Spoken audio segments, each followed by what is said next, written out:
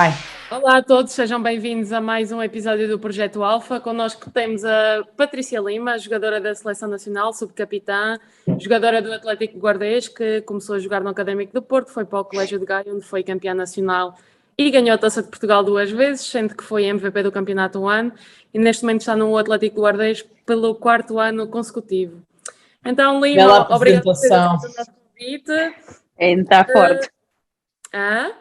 É entrar forte. Entrar muito forte, sim senhor. Então, olha, começamos já pela primeira pergunta. Queremos saber como é que era a Patrícia Lima, porque agora é tudo Lima, mas queremos saber quando é que era a Patrícia, quando era mais nova, quando toda a gente se chamava Patrícia e não Lima. Mas a Patrícia era uma... A Tisha era uma pessoa, sobretudo que na altura ainda não sabia muito bem o que queria do handball, sabia que queria muito do desporto, mas que não sabia se o seu desporto era handball. Então acho que era uma pessoa mais virada para diferentes esportes, que experimentava tudo e mais alguma coisa, até que um dia encarrilou pelo mundo do handball e passou a ser a Lima. E desde o início foste Lima no handball? Não, ou seja, quando era mais pequenita e não, o handball era só assim um passatempo, era mais a Patrícia. Depois lá veio a Tisha, porque era o que os meus amigos antes do handball me chamavam, então havia algum pessoal assim do handball mais antigo que ainda me chama, e depois então passou a ser a Lima. E nunca se chamaram Andreia, por exemplo? Opa, Andreia, não, graças, acho que a Andreia, essa má ideia foi só da minha mãe e do meu pai, acho que mais ninguém, acho que a malta ainda gosta de mim, um bocadinho, mas ainda gosta. Acho que Lima é muito fofo. Então, não, eu prefiro Lima à Tisha. Eu acho que Lima ainda dá aquele... Acho que sim, acho que dá uns 100-0. Opa, eu gosto de Andreia, mas pronto, isso é outra história. Mas é só para ti, Podemos falar de Romina também, se quiseres, estás à vontade. Estamos à vontade, mas hoje não é sobre mim, é sobre a Patrícia Lima, portanto, vamos ao que interessa. Eu sou a única das três que não tenho um segundo nome. Graças a Deus, os meus pais lembraram. Tinhas de ter o mesmo nome que eu, mas pronto, não faz mal. Os teus pais tiveram uma boa ideia. Então, e queres-me contar se te lembras a tua primeira experiência, como tu disseste, estiveste a fazer um bocadinho o saltar entre vários desportos, mas lembras-te assim de algum primeiro momento num jogo ou num treino que tenha marcado e que tenha sido engraçado? Assim, eu lembro-me sempre de um momento muito engraçado, mas foi no início, quando comecei a jogar handball, porque eu quando comecei eu era guarda-redes. Eu entrei meio de uma época, em fevereiro ou assim, e quando cheguei lá, a mim tinham-me dito que eu tinha gente para ir para a baliza, então eu cheguei lá cheia de peito feito e disse, não, bem aqui é ser guarda-redes. Entretanto comecei a levar com umas boladas e disse, eu acho que isto para mim não é. Então chegou para aí a abril, estávamos quase a terminar a época, e houve um jogo que o meu treinador me disse, jogas 30 minutos a guarda-redes e depois vais 30 minutos para a frente. Fui 30 minutos para a frente e marquei o meu primeiro golo e juro-te, esse golo está marcado na cabeça até hoje. É um remate um lançamento da bola dos 9 metros em que a bola fez assim, seguiu 10 segundos, demorou mais 10 segundos para descer e entrou, porque éramos pequenos, agora a rede devia ter seu 1,52 m, mas esse gol ficou-me marcado na cabeça e acho que foi na altura que eu disse, eu vou sair da Luísa, que isto não é para mim. A malta da Luísa tem que ter ali os neurónios um bocado fundidos, isto não é para mim. Olha, eu às vezes ponho-me assim a pensar no momento exato em que queria ser jogadora profissional. Alguma de vocês lembra-se quando é que foi? Não, é agora, é. Eu não tenho bem essa percepção, é sempre... Sei que aquilo foi surgindo com o tempo, mas nunca tive assim uma ideia de luz que me disse, agora. Eu tenho, ou seja, não foi uma ideia de luz, mas tenho mais ou menos um momento na minha vida que foi quando soube mais ou menos que queria ser profissional. Não foi um dia, não sei dizer, foi neste dia, levantei-me de manhã e disse, é isto. Mas tenho aí uma época na minha vida que foi mais ou menos quando soube que queria. E isso foi mais ou menos com que idade, sabes? Foi quando fui a primeira vez às cenas à seleção, com 18. Exato, que depois nesse ano é quando eu vou à Noruega fazer provas e aí foi quando eu sabia que queria ser profissional, só não sabia se fazia primeiro o curso ou se ia logo ou para fora para ser profissional, mas aí eu tinha muito claro que antes ou depois queria ser profissional. E como é que foi esse percurso e essa experiência na Noruega? Na Noruega foi muito fixe, é viver o handball a 100%, ou seja, um povo que o handball é o seu desporto rei. Então aqui, nas ruas vive-se o handball. foi muito incrível. Por acaso tenho pena na altura de não ter optado por ficar, mas na altura achava que não era ainda o melhor momento com 18 aninhos do outro lado do mundo, num povo perdido na Noruega. Mas hoje penso e dá um bocado de pena, por acaso, não ter aceito na altura. Mas olha, na altura, porque é que disseste que não? O que é que te colocou mais na balança na parte do não do que do sim? Opa, na altura era porque, assim, eu acho que as mentalidades começam a mudar um bocado. Hoje em dia ainda se pensa muito mais em primeiro estudar e depois ir para fora, mas eu acho que na altura ainda se pensava mais. E basicamente a minha maior barreira foi: tenho que entrar na faculdade, tenho que fazer o curso primeiro, coisa que eu não faria no dia de hoje. Mas acho que essa foi a principal barreira, e isso depois aliado ao facto de ser tão longe, com 18 anos, e era assim o primeiro impacto que eu tinha, acho que foi meter as coisas na balança e na altura pesou mais ficar. Qual foi a Sim. cidade em que treinaste? Ai, espera, agora não me lembro. Mas era longe, Tenho não é? que procurar. Sim, era norte. Ou seja, Era ali na linha norte. do Bódemo. Então eu lembro-me que cheguei a Oslo e depois foram 11 horas até chegar, ou seja, aquilo era mesmo, era muito, ou seja, aquilo era mesmo nos pontinhas das pontinhas das pontinhas. É engraçado Mas contar espera, que eu não tinha tido noção que tinha sido tão longe, porque é muito semelhante à minha história, que eu também fiz o teste lá, mas tive sorte que foi perto de Trondheim, Molde era-me mais perto, e também foi na mesma questão. E hoje em dia sentes que é um arrependimento? Se voltasses atrás, tinhas feito de outra maneira? Sim, não digo que tinha ficado na Noruega, mas sem dúvida que a coisa que eu mais me arrependo é ter esperado tanto para sair do país. É o que mais me arrependo, sem dúvida. mas olha, eu às vezes penso que às vezes nós temos essa prioridade de terminar o curso, mas na verdade nós não usamos o curso. Portanto, eu às vezes penso até que ponto é que faz sentido estarmos a atrasar uma coisa que temos a certeza que queremos por um curso que se calhar daqui a 10 anos nem vamos ter interesse se querem utilizar. Eu acho que tanto tu como a Ferreira, vocês querem usar na mesma o vosso curso e eu também. Mas há muita gente que faz o curso hoje e daqui a 4 anos nem quer saber do curso para nada. E uma coisa que eu acho que nós não pensamos na altura e temos muita pressão dos pais, da sociedade, toda a gente à nossa volta, é que o curso tu podes fazer com qualquer idade, tu podes estudar até, e quando tu vais para fora tu percebes a quantidade de pessoas que estão a tirar cursos e a ser atletas, a fazer part-time, e se calhar um curso demora 3 anos a fazerem em 6, mas fazem, e o handball tu não podes adiar. É um estilo de vida o desporto é mesmo assim, tu não consegues adiar. Tens ali 30, 35 anos, com sorte guarda-redes aos 40, mas mais que isso não consegues. E tu consegues sempre consegues sempre estudar, portanto hoje em dia eu também diria o mesmo, e acho que isso é uma coisa que nós devemos passar às mais novas, é que sim, é importante estudar, mas é possível fazer os dois ao mesmo tempo. Sim, ou é possível fazer depois também. Sim, por isso é que eu falo em arrependimento, porque lá está, eu acho que o curso pode esperar e tu podes, ou seja, podes ser profissional e começar a tirar o curso e lá está, se tu fores profissional 10 anos, tens 10 anos para tirar o curso, não tens um limite para tirá-lo.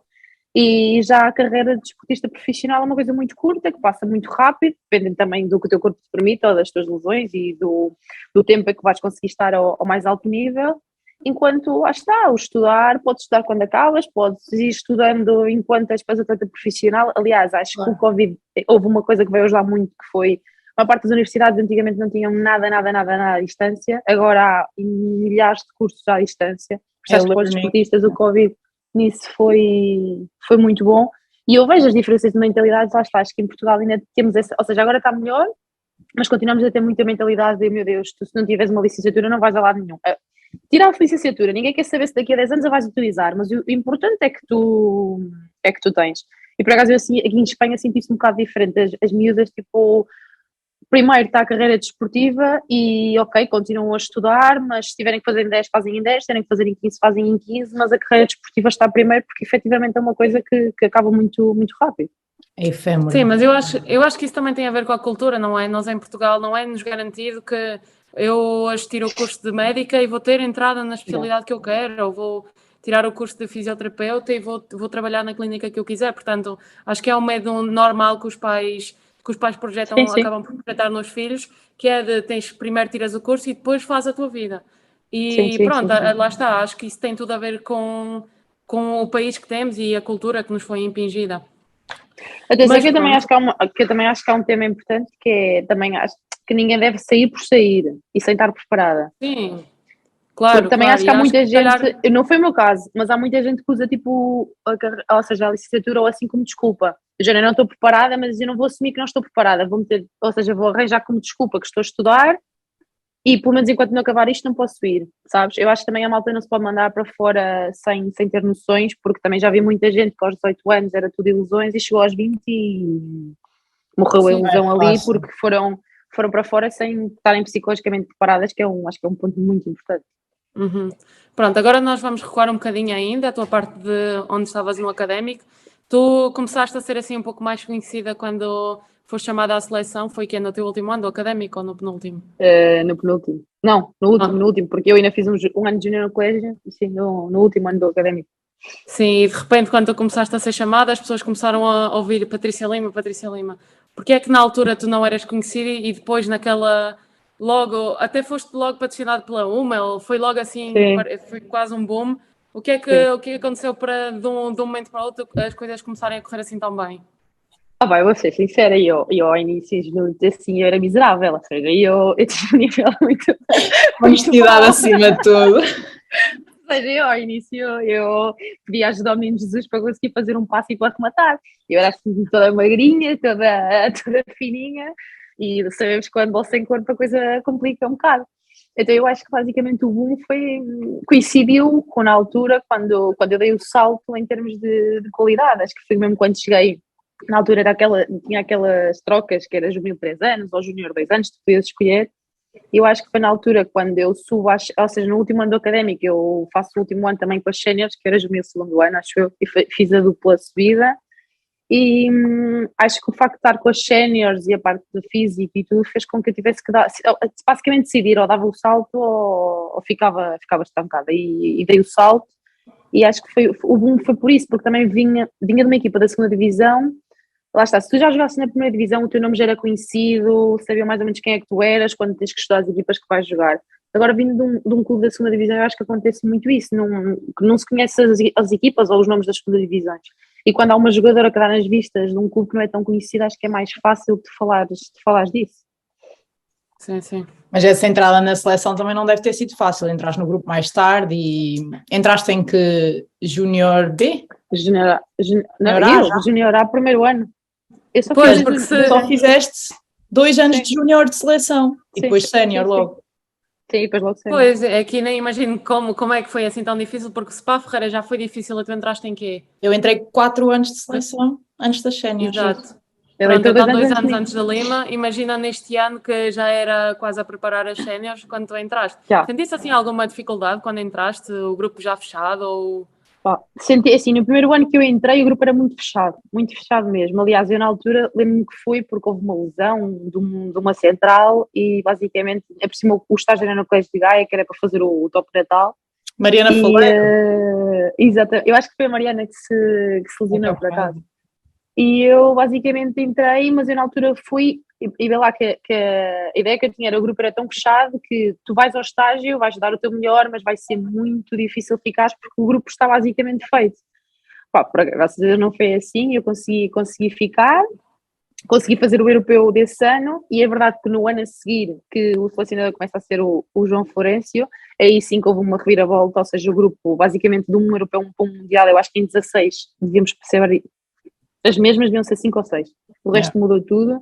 Então é isso que eu acho que houve um bocado a troca de mentalidade e do grupo e tudo mais, mas ao início foi difícil porque o grupo era extremamente fechado.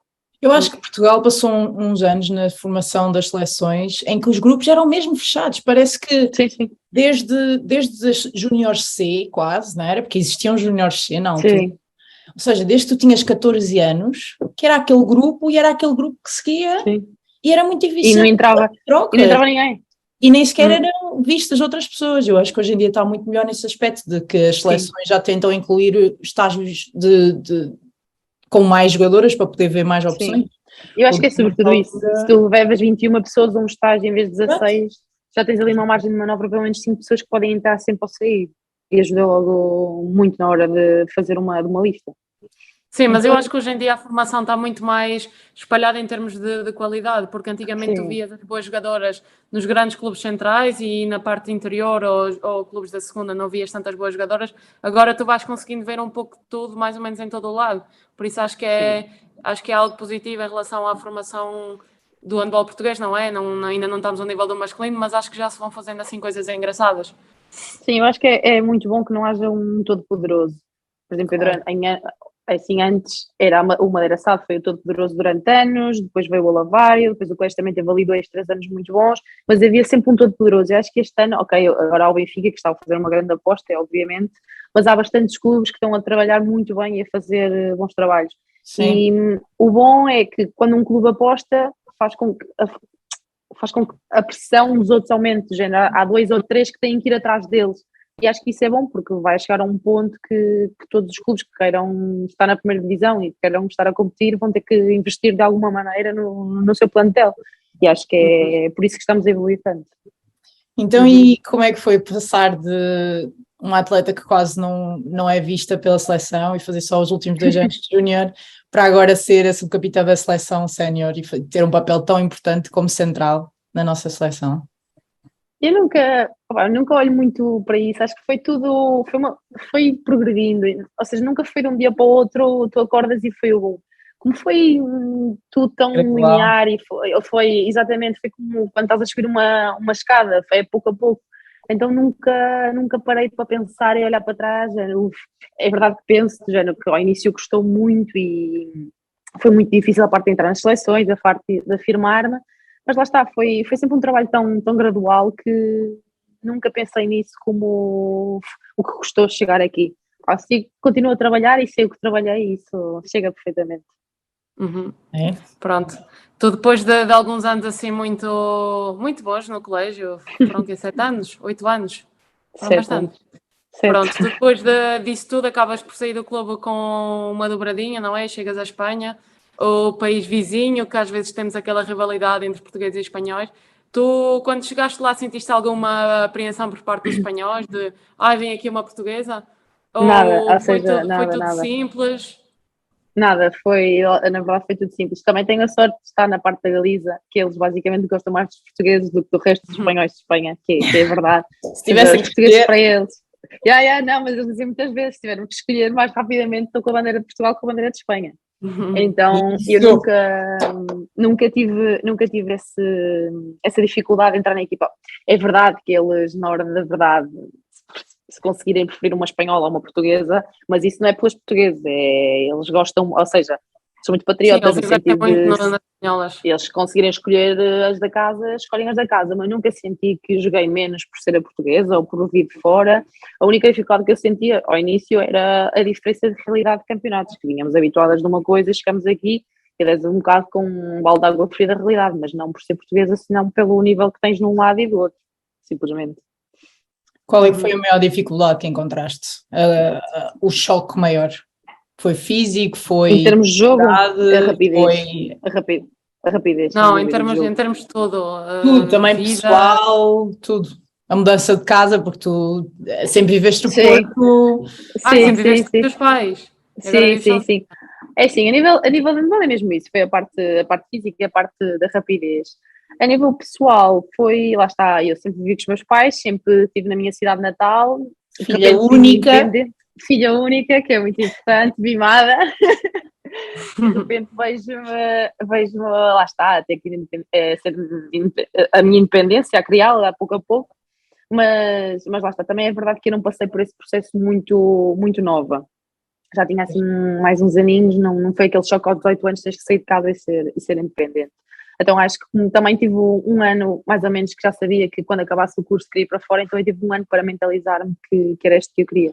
E lá está, eu quando cheguei aqui, as pessoas tornaram isto tudo tão fácil que não tive grandes dificuldades.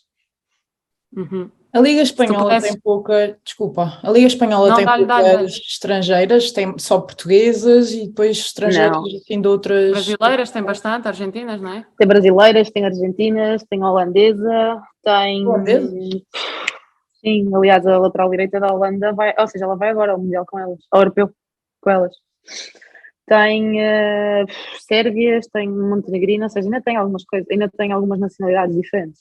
Tinha a sensação que a Liga Espanhola, que como é um estilo de jogo tão específico e tão semelhante entre todas as equipas da Liga, que escolhiam jogadoras que se adaptassem bem a esse estilo, portanto seria sempre por aí, portuguesas, argentinas, ali um bocadinho. É verdade, é um campeonato que se tu reparares quase todas as equipas jogam ao mesmo e por isso, eu acho que por isso é que elas também depois têm tanto êxito na seleção, porque como todas as equipas jogam ao mesmo, elas quando chegam à seleção continuam a jogar no mesmo estilo de jogo.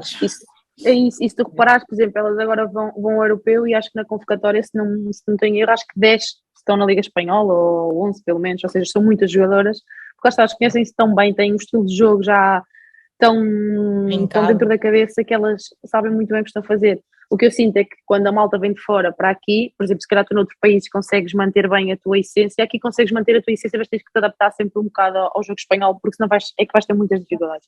É muito difícil. Se não te adaptas nem que seja um bocadinho, vais ter muitas dificuldades, porque é o que tu dizes, é um jogo tão característico delas que tu tens que acabar por ceder alguma coisa que estavas habituada a fazer para ter êxito.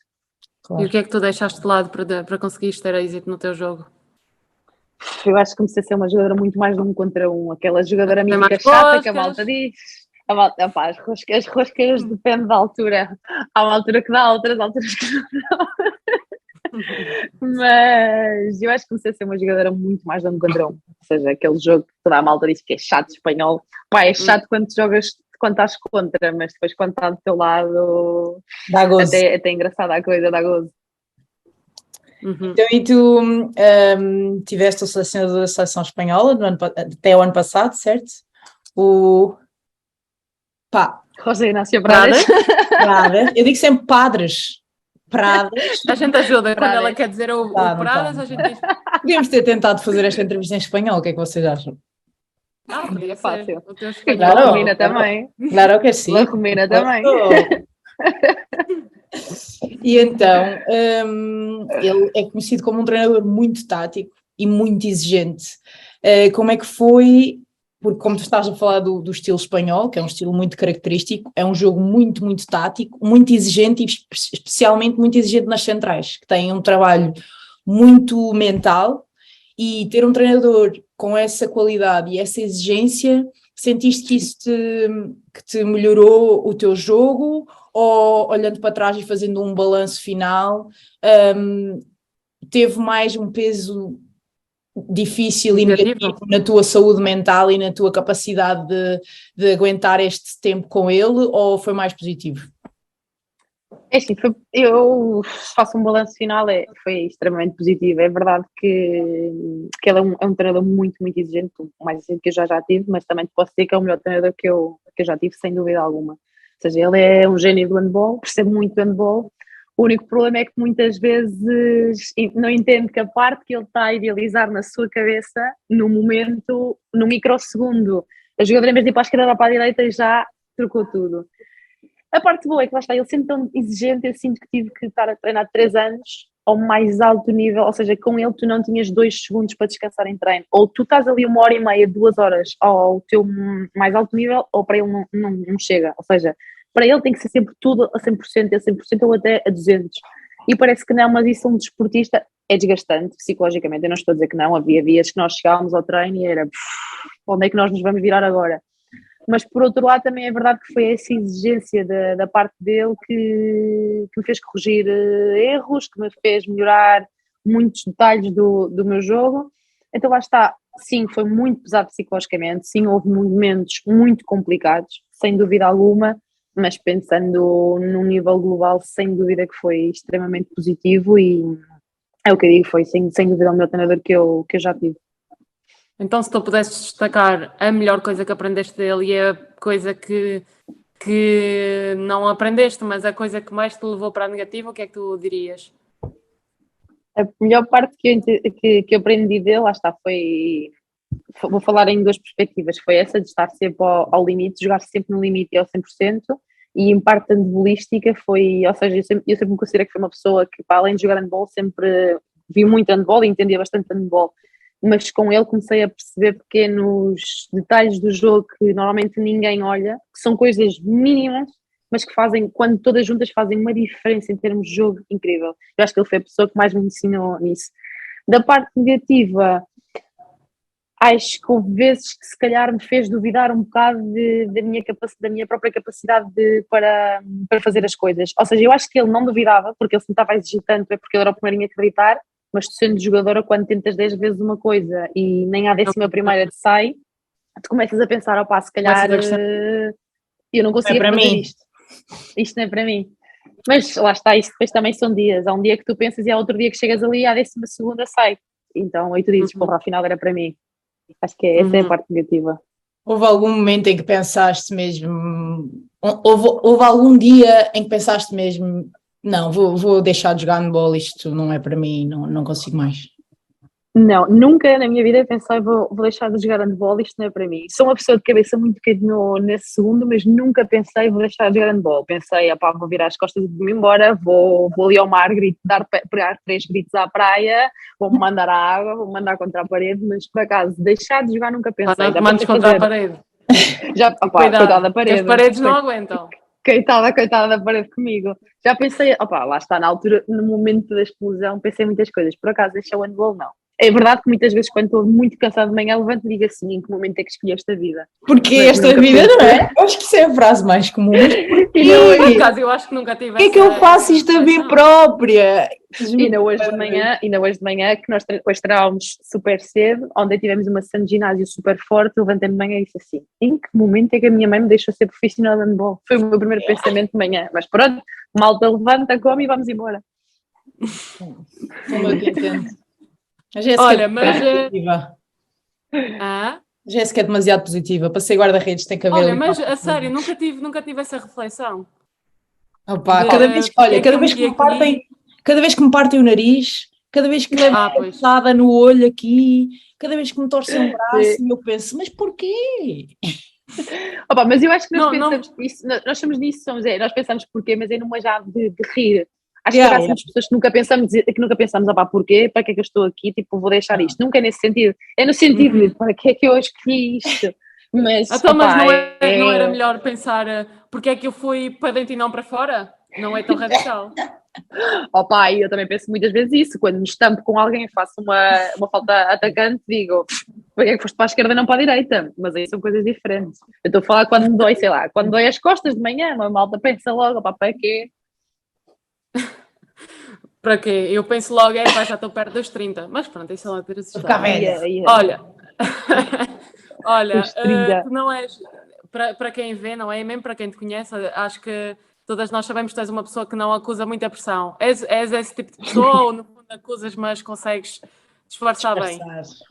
Não, acho que não acuso mesmo. Aliás, eu não acuso a pressão, eu adoro a pressão. Eu adoro os jogos que são de vida ou de morte, eu adoro os pavilhões cheios, eu adoro um treinador a gritar, eu adoro 3 a 4 pessoas na bancada a dizer-me o que não têm que dizer. Não há uma pois, nisso tu lidas sempre muito bem, as pessoas a falar, a cascar por cima.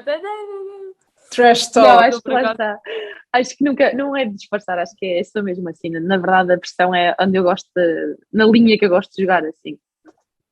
E sentiste algum, por exemplo, quando falaste desses momentos em que duvidas da tua capacidade, sentes que isso afeta a tua maneira de lidar com a pressão? Por exemplo, quando tu também tiveste o cruzado, não é? Também passaste por uma recuperação. Sim. Estamos aqui, equipa. Estamos aqui. Equipa cruzada. As 3 cruzadas, já! E então, sentes que nessa altura a tua maneira de lidar com a pressão foi diferente ou está mesmo é mesmo inerente a ti e não te afeta?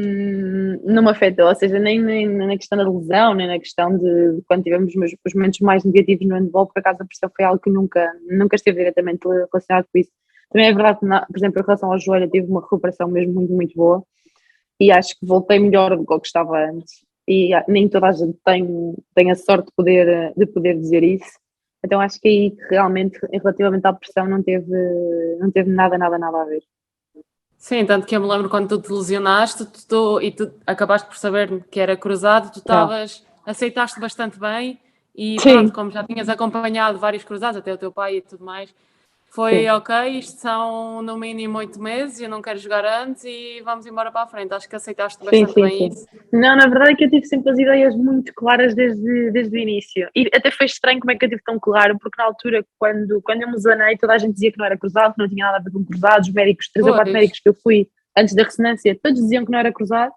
E só no dia da ressonância que eu lembro perfeitamente, eu saio da clínica, olho para o papel e na altura já estava a fisioterapia, alguma coisa entendida do que estava ali escrito, e eu olho aí, pai, eu acho que ainda era a ressonância errada, que é a primeira cena que tu tens.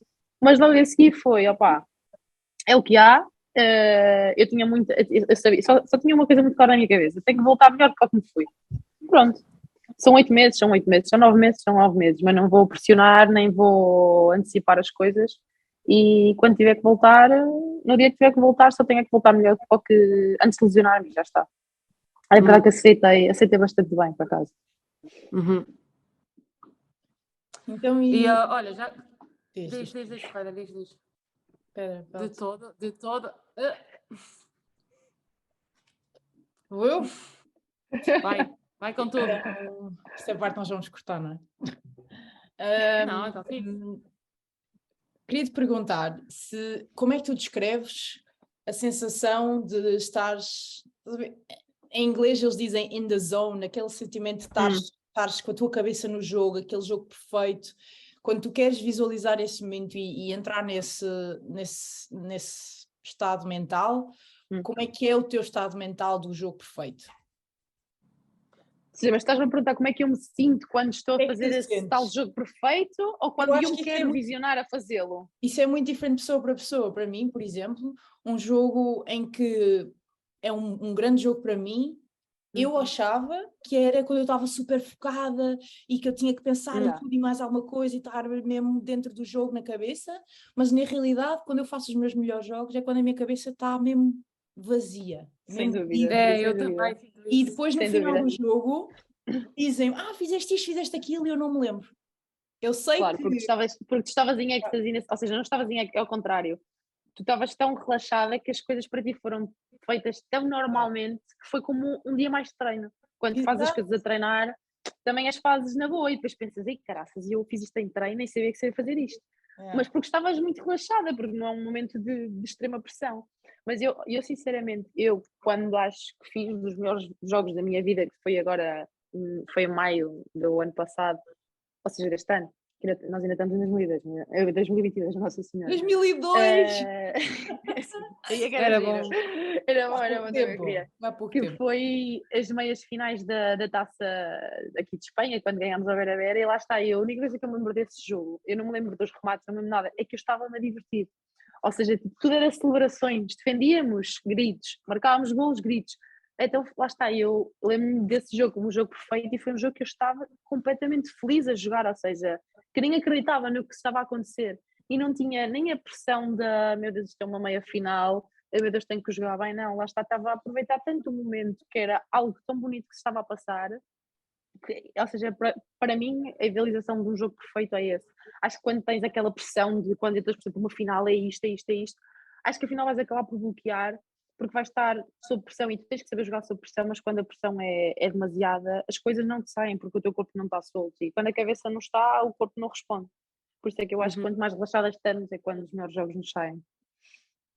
Sim, eu também sinto isso um pouco de... E mesmo às vezes quando estou em fase de jogo, às vezes, sei lá, vem alguém rematar e eu estou a pensar, ok, vou ter que fazer isto, tenho que fazer aquilo, e depois vou comparar quando tive sucesso numa ação e realmente na que tive sucesso não penso em nada. E lá está, eu acho que principalmente o que eu tenho sentido é que enquanto mais eu penso, pior é. E enquanto mais cerrada eu estou e não estiver a divertir, porque hoje em dia a minha forma de encarar o jogo é estar sempre a rir. Se tu olhas para mim, você está no ataque e tu atrás, estou-me a rir com o banco. Estou ali a contar uma piada qualquer, mas estou na mesma no jogo.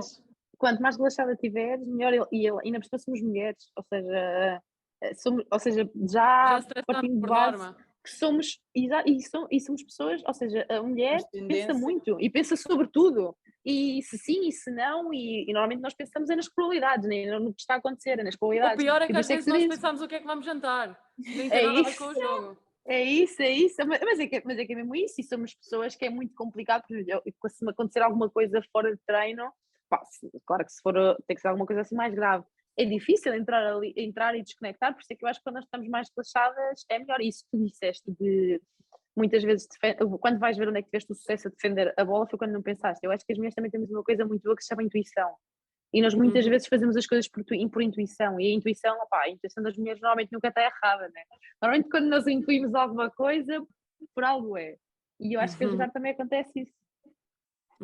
É engraçado a maneira como estamos a falar desta parte mental. Tu alguma vez trabalhaste com um mental coach ou com algum tipo de apoio mental? Sim, o ano passado nós tínhamos psicóloga na equipa, fazíamos sessões grupais e sessões individuais quando as pessoas o necessitavam ou quando a psicóloga pensava que essa pessoa necessitava, então tínhamos um tipo de trabalho tanto grupal como individual. E sentes que és uma pessoa que beneficia ou sempre tiveste facilidade em gerir essa parte e não é algo que precises trabalhar tanto? E eu sinto que sou uma pessoa que sempre teve facilidade em gerir essa parte, mas sou totalmente de acordo que em algum momento da nossa vida, ou vários momentos da nossa vida, é extremamente necessária uma ajuda externa. Principalmente estando fora de casa e estando no mundo do desporto, que acho que são duas componentes extremamente pesadas para o psicológico. Acho que até a melhor pessoa, ou seja, eu considero uma pessoa psicologicamente muito forte e consegue gerir muito bem as coisas, mas acho que é imprescindível que em algum momento vamos precisar de ajuda, nem que seja alguém que nos dê um prisma diferente da coisa. É isso, nem precisa ser que nos dê a solução, só precisa, às vezes nós estamos tão metidas num problema ou estamos tão metidas dentro de um buraco negro que tu não consegues ver claridade à volta e só precisas de alguém que diga de fora e diga assim, opa, mas isto é assim, assim, assim, porque é que tu não vês assim, assim, assim? E tu vais para casa pensar naquilo e tu sozinha dás a volta ao problema, porque afinal um psicólogo é isto, eles dão ferramentas para que tu dês a volta ao problema, não te dão a solução ao problema. E acho Sim, que mas eu passa acho por que aí. mas eu acho que é importante nós clarificarmos que ter um psicólogo, sendo atleta, não é a mesma coisa que ter um mental coach. Porque ter um psicólogo é alguém Sim. que te vai ajudar nos teus problemas cotidianos ou não, ou questões, Sim. ou até nada, vai ser alguém que te vai simplesmente falar contigo e ouvir-te. Mas o mental coach é realmente alguém que vai trabalhar contigo no limite das tuas dificuldades e vai querer torná-las melhor. Não se trata tanto da personalidade, trata-se de trabalhar as tuas partes que precisam de ser melhoradas. E eu realmente tenho sentido cada vez mais isso, principalmente e é o que muita gente diz, nós fomos ouvir entrevistas ou atletas mais velhos que dizem que nunca tinham sentido a importância de trabalhar com mental coach até ao momento em que trabalharam. E realmente eu sinto cada vez mais isso, porque eu, por acaso, já trabalhei o ano passado, mas este ano muito mais, e sinto que realmente faz toda a diferença. Não sei se o faria há muito tempo atrás, porque lá está, não sei se teria esta capacidade, exato, para perceber porque é que eu falhei aqui e porque é que não falhei, mas acho que é algo super, super importante. E eu acho também lá está. Diz. Que é um bocadinho também da cultura portuguesa ainda, não é? Este estigma de que não se fala de saúde mental e eu acho que nós Sim, estamos... quanto mais falar do mental coach. O mental coach é Sim. o mental coach do Éder, tem um livro e está feito. Isto é uma Fez o livro, mas e eu acho também, mas eu acho que também lá está, toca a nós, ou seja, desmistificar um bocado a ideia de, tanto, por exemplo, estás a falar da diferença entre mental coach e psicólogos, sim, são muito diferentes, mas lá está, os dois são necessários e acho que a malta um psicólogo, eu estou bem da cabeça. Malta, que o psicólogo não é para quem está, quem está mal da cabeça, o psicólogo é para te ajudar na tua parte psicológica, não tens de estar louca para necessitá-lo. E o mental coach, lá está, acho que já é um nível que é o que tu dizes, que acho que tens que sentir também que já estás preparada para isso, porque o mental coach é o que tu dizes, trabalhas no limite.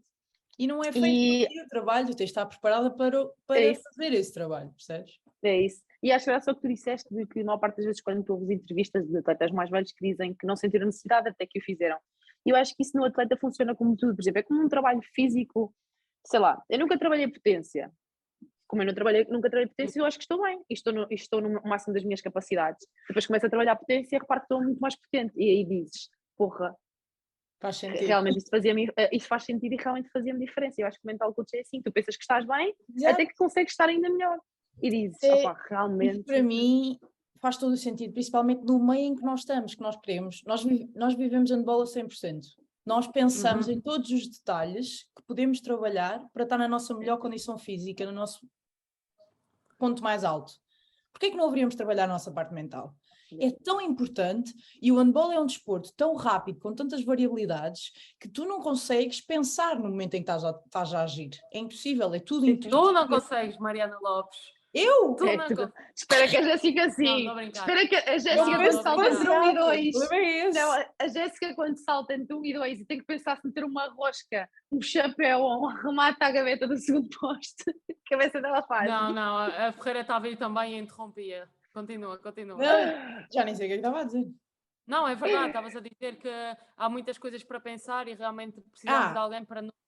Não, e que o handball é um desporto de milissegundos, percebes? Tu não consegues controlar como é que tu vais reagir naquela situação se tu não a trabalhas antes, se tu não preparas da mesma maneira que preparas o mesmo remate, fazes milhentas vezes, tens que preparar situações sob pressão milhentas vezes, tens que ponderar como é que queres reagir em cada situação. Isso tudo é um trabalho que tu tens que fazer da mesma maneira que trabalhas a força, que trabalhas o remate, que trabalhas o que é que seja.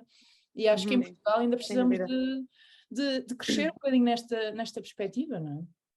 Sim, eu acho que se começa agora a falar um bocadinho mais e ajuda muito que atletas internacionais conhecidos também comecem a abrir um bocado as portas para isso, porque se os mais velhos, sei lá, se o Cristiano Ronaldo aparecer amanhã na televisão, na TVI, a dizer que faz mental coach, já toda a gente vai querer fazer. Ou seja, acho que também ele deve ter tudo. Ele deve ter pai 10, um para cada dia. Ele deve ter dois pessoas a que eu descansar. nem sei que profissão é Mas que é. Exatamente. Ele deve ser, ele parece-me o tipo de pessoa que não gostaria de admitir que tinha um mental coach. Mas ele já admitiu, ele já falou disso. Ele quer sempre já falou passar a disso. imagem de super poderoso. Ele passa sempre aquela imagem de que com trabalho eu consegui chegar aqui. Sim. E ele fala sempre do trabalho e nunca do talento. Exato, ele tem 37 anos, acho eu, e até hoje é sempre trabalho. Isso é uma coisa que é ridícula, não é normal. É de não, admirar. a capacidade psicológica dele não é normal, na verdade. Eu gostava só de te perguntar, desculpa, como é que é o teu futuro, quais são os teus maiores sonhos no handball? Queremos saber tudo. Queremos saber. Eu acho que o meu maior sonho... amanhã de certeza que vou estar aqui na Guardia, não há muito mais para onde ir. Mas, em termos de futuro, é assim, em termos de futuro de sonhos, a malta pergunta-me sempre, eu acho que a minha resposta é sempre a mesma.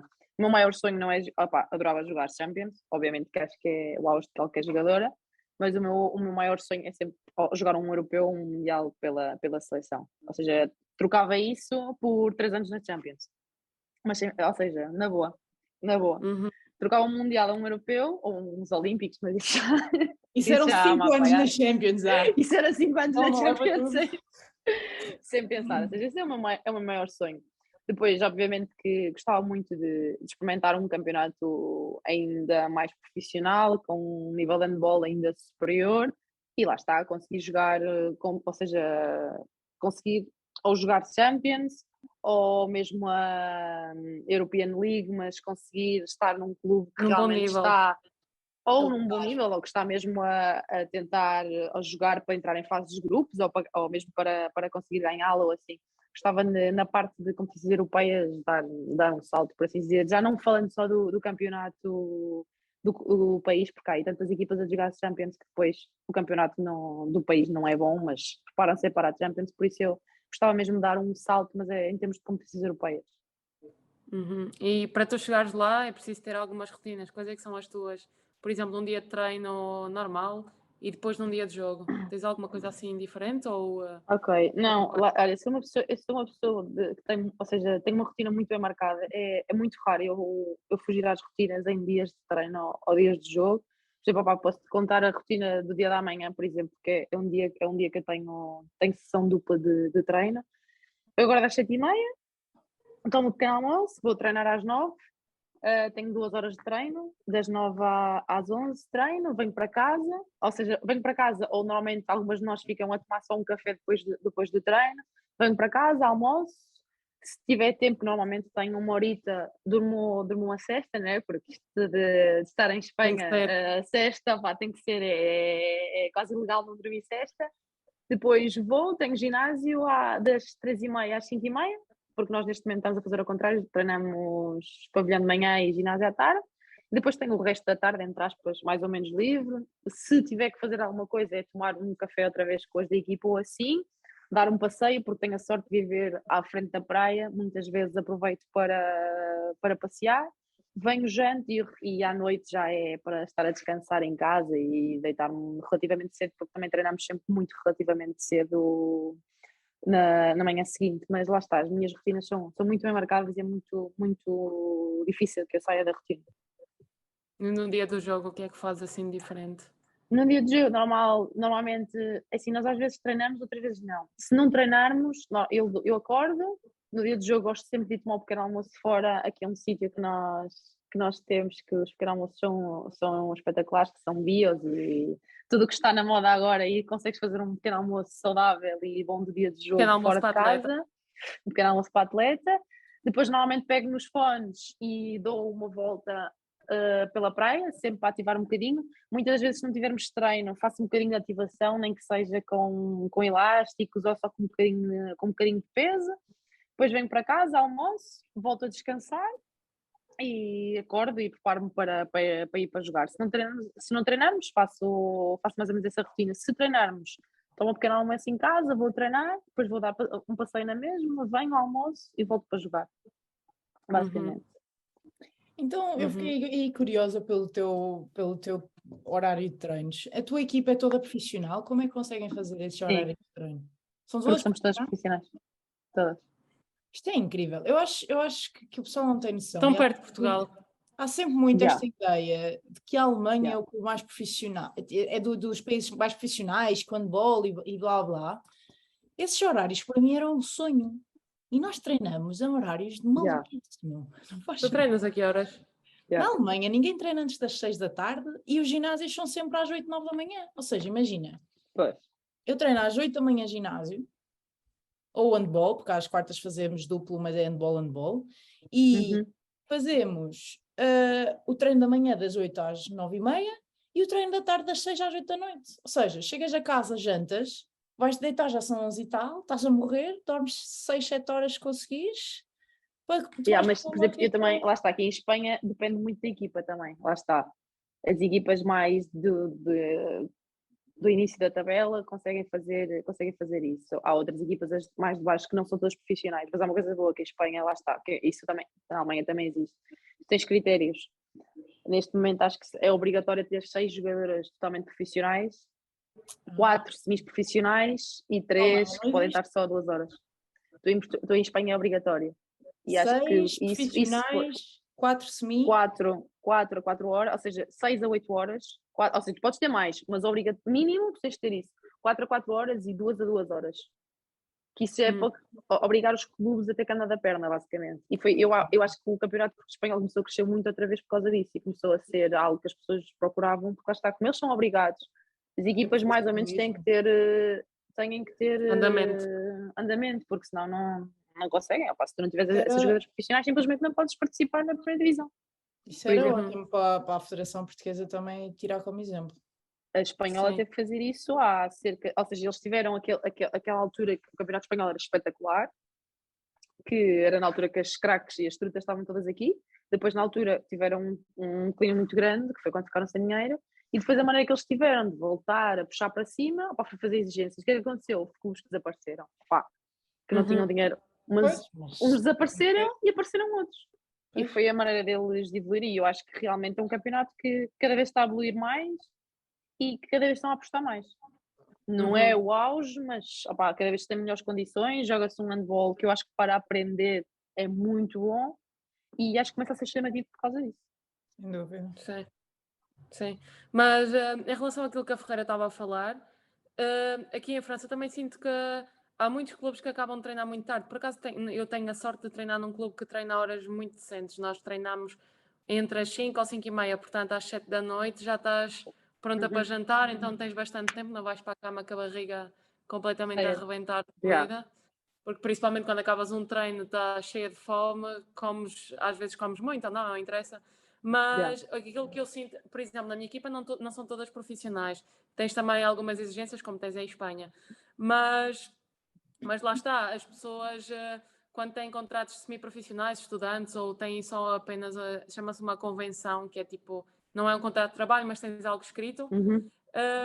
Basicamente elas são obrigadas a vir ao treino, têm que se desembrulhar de alguma maneira para conseguir estar cá. As estudantes têm facilidades com as escolas sabem que são atletas de alto nível, porque a partir de um determinado nível tu já és considerado, não é como em Portugal, que tens só que chegar a fase final europeia, mundial, etc.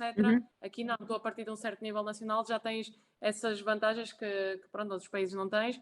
E pronto, por isso nós conseguimos ter sempre bastante gente no treino, quer dizer, temos sempre toda a gente no treino de handball, e na musculação ao treino da manhã temos sempre por grupos, porque assim as pessoas conseguem ir aos treinos e pronto, estar sempre presentes, por isso não falham qualquer treino.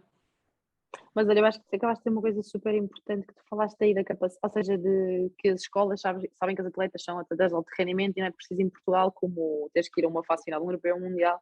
E eu sinto isso muito em Espanha também, elas têm muitas facilidades para estudar. Oh, mas vocês não fazem a mesma ideia. E apoios, em termos de bolsas, o que elas recebem só de bolsas para estudar.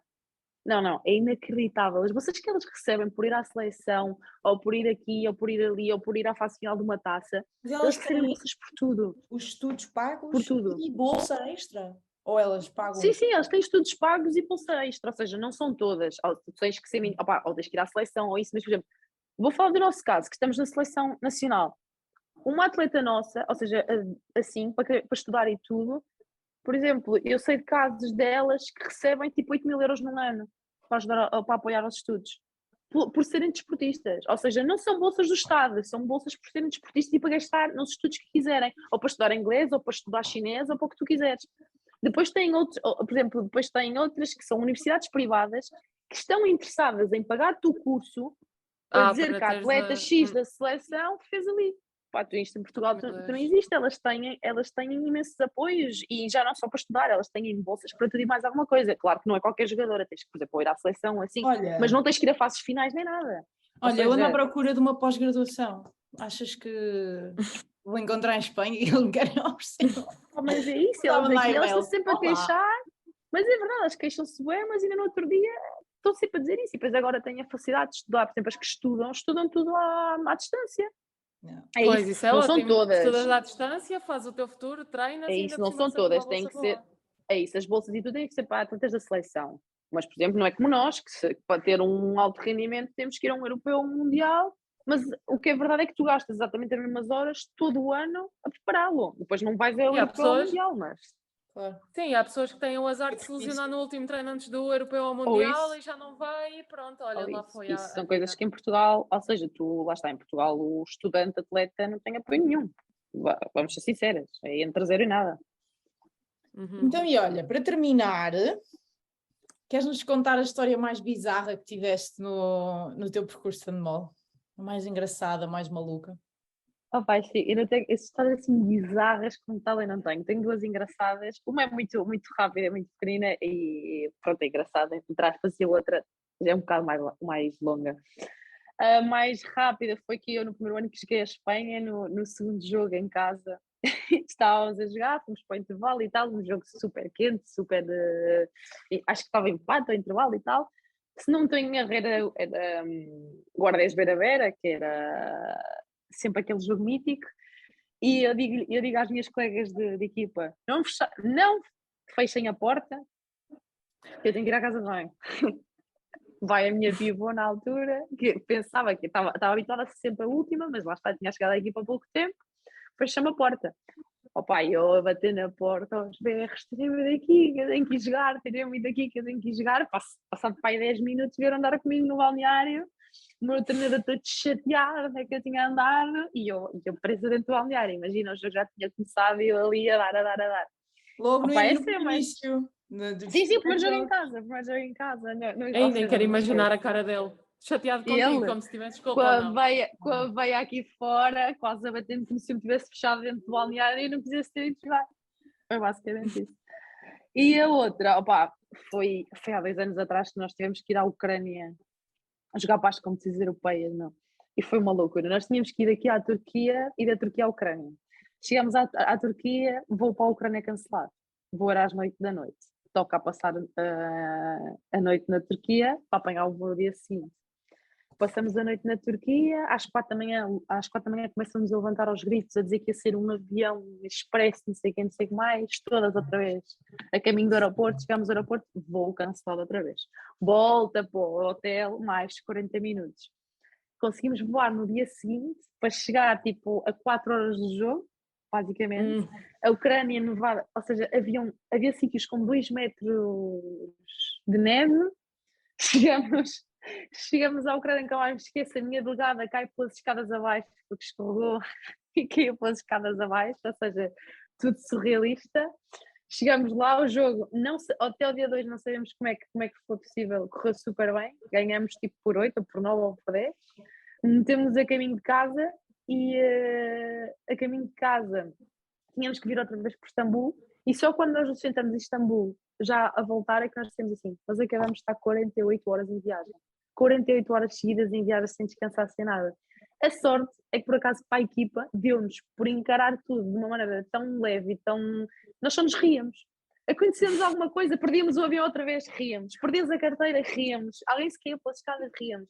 E acho que isso também, ou seja, não é uma história bizarra, mas também é história, ou seja, para que a malta veja o companheirismo às vezes que há numa equipa, que é no momento mais stress e do momento que podíamos estar todas a mandar vir umas para as outras, sacamos alguma coisa de positivo e deu-nos para rir, mas acho que fez a história assim mais longa que eu tive foi estar 48 horas em viagem com a mesma roupa, com a mesma mala, sem poder tomar banho, sem poder nada, porque alguém se lembrou Vocês tiveram as malas de mão e tudo, as malas de porão e tudo. Conseguiram? Opa, a sorte foi que não, a sorte é que nós estamos a viajar com mala de mão. Pois, esquece. não tinham perdido as malas 30 vezes. Esquece. Imagina 48 não horas sem lavar os dentes. Não tínhamos. A sorte é que, eu disse na altura, a sorte é que nós temos malas de mão, porque nós em 48 horas a mala já estava na Indonésia. Olha, uma coisa que eu me lembrei agora, por causa desta história dos voos. Vocês isto já foi nas séniores, na seleção, quando nós fomos jogar à Turquia e estávamos em Ankara, a bomba. Opa, eu não estava, eu estava lesionada, mas isso foi convosco. Sim. Essa agora é que me lembrei. Esse também é uma história. A bomba rebenta e Não, a bomba rebenta e isso é uma história bem bizarra para partilhar aqui. Só me lembrei agora. Eu agora dessa. Eu a pensar bem, essa bomba na Turquia, e uma vez que o Alavário fomos à Roménia, estávamos num hotel daqueles da Roménia, a cair de podres, sabes mesmo aqueles hotéis que dava para um filme de terror. E de repente há um terremoto. Não estás a entender? Houve um terremoto. Mas sentiste muito? Andar.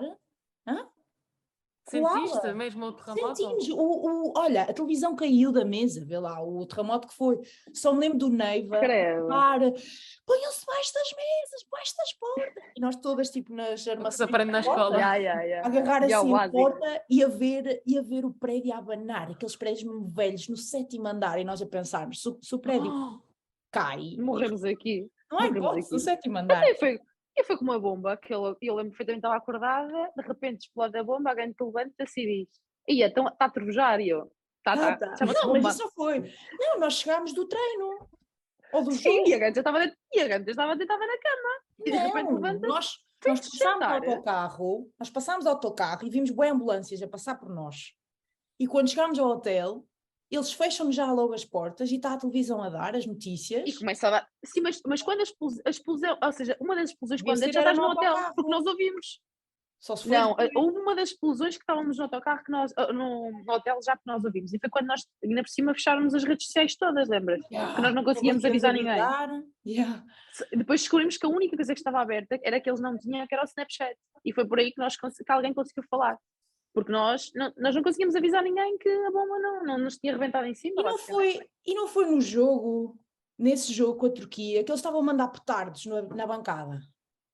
Isso já não me lembro. Eu lembro-me de deixar boa piada, quer dizer, pode ser. bomba, estes gajos estão a parar bombinhas na bancada. Tivemos que esperar imenso tempo para eles mandarem os gajos embora da bancada, porque eles estavam a mandar petardos com as bombas do dia. Essa viagem foi surrealista.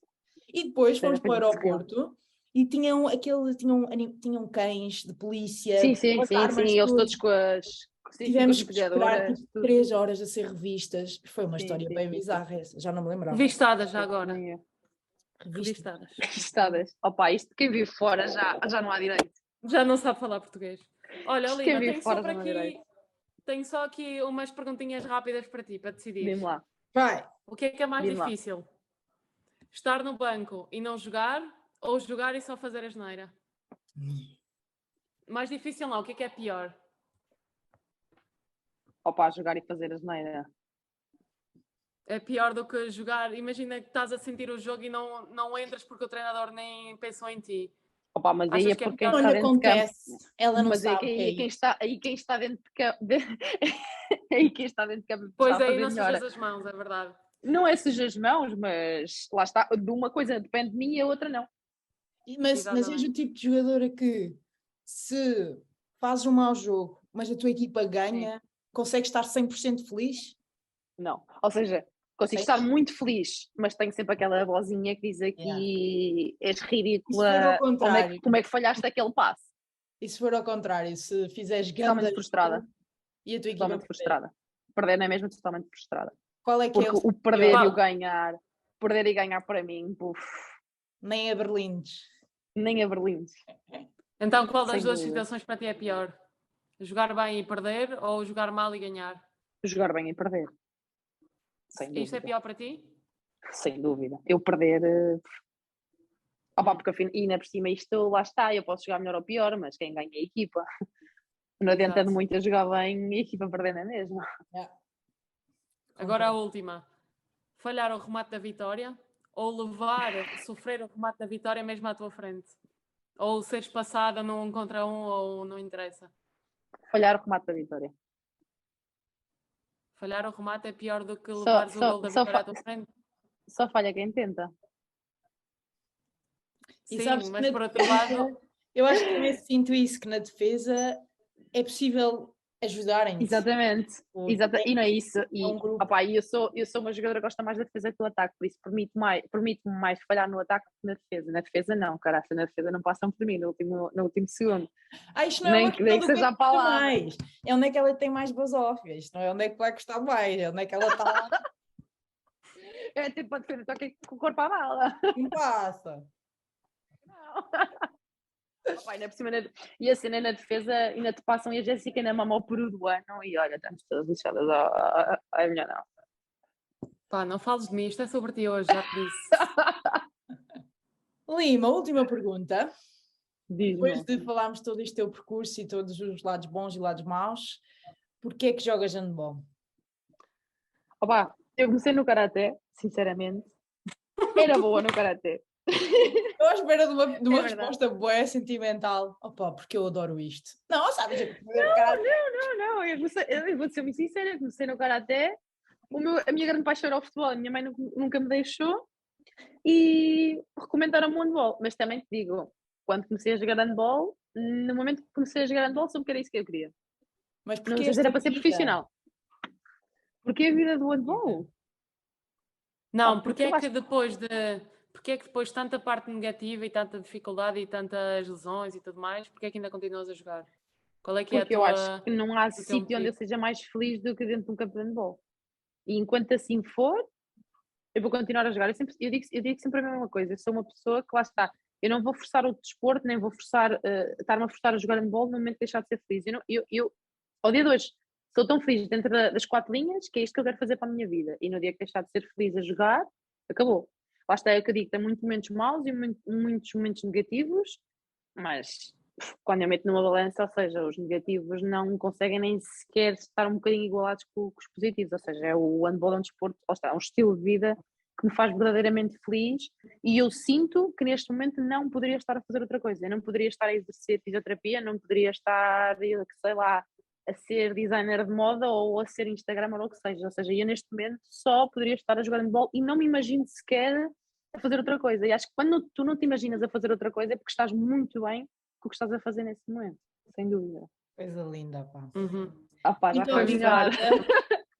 Gostámos muito desta Obrigada, conversa. Lima. Espero que também tenhas gostado. Muito bem-vinda a este nosso projeto Alfa e obrigada por teres contado um bocadinho do teu percurso. Nada. E esperamos que ajude a muitas miúdas a também ingressarem por este estilo de vida e este amor ao handball como nós temos. Obrigada. Obrigada, Eu Lima. acho que o vosso projeto está incrível e espero que tenham 4.053 visualizações daqui a nada e que consigam evoluir muito dentro deste vosso projeto. O mais importante deste projeto é mesmo dar a conhecer as várias realidades e é engraçado ver a tua perspectiva como uma portuguesa em Espanha, porque depois também mais tarde vamos ter amigas nossas espanholas. Não reveles.